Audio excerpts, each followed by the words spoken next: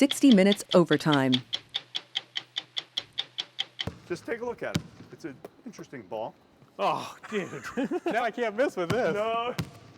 This week on 60 Minutes, we profiled Steve Ballmer, the boisterous former Microsoft CEO who now owns the LA Clippers NBA team. He's consistently ranked among the world's top billionaires, but he doesn't lead the high-flying life of some of his contemporaries.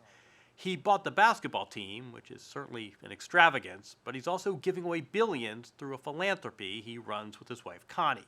Oh, but tech companies. We sat down with the Ballmers to talk about who they're helping with that unfathomable wealth. By all accounts, you've been instrumental in leading this and getting Steve maybe to change his thinking about the role of government versus philanthropy. What was the conversation like? The original conversation was my invitation, my encouragement for him to join me so we could do more in the country, across the country. I had been working philanthropically for 10 years, mostly in Washington State, and he tried to tell me that the government was going to handle it, and I said, I don't think that's the best way to approach this. And it turned out we were both right. Government does supply almost all the money to help people, and philanthropy has a role in helping to do proof points, prove where things are going, and step in where government won't go. The Ballmer Group, a philanthropy run by Steve Ballmer and his wife Connie, grants money to organizations that reduce social and economic inequality, particularly in the lives of children. To date, through the philanthropy, the Ballmers have given away almost $7.5 billion in areas like early childhood education, housing, and maternal health. A lot of your work seems very focused on child poverty and lack of opportunity. Why is that such a priority for you? Oh my gosh, why not?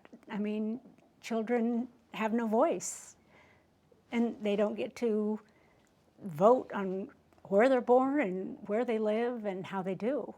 And it's the future of our country. So it's a passion of mine, always has been. Every kid deserves a shot.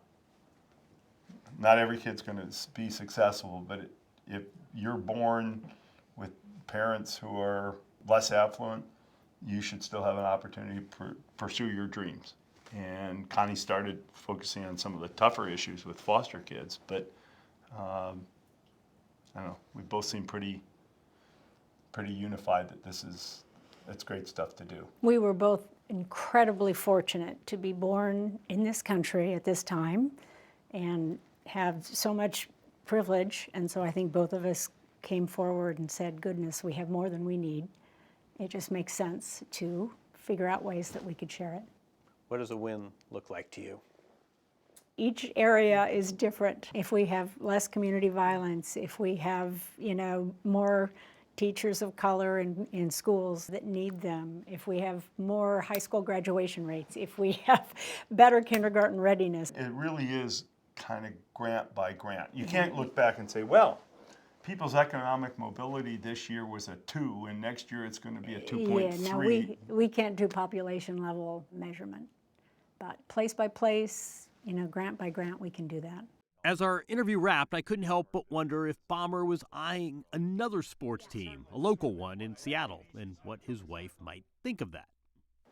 I said your husband has been spotted outside the NFL offices every now and then. There might be a team in Seattle coming up for sale. How does that play with you? I told him that he and his next wife would have a good time with that. I haven't been outside an NFL office for 10 years, dude. You're not getting the Seahawks. No, sir. They're going to be dramatic changes. No, sir. We've got, as Connie likes to say it, I agree with her, we've got enough sports. One pro sports team is enough. I think that's enough.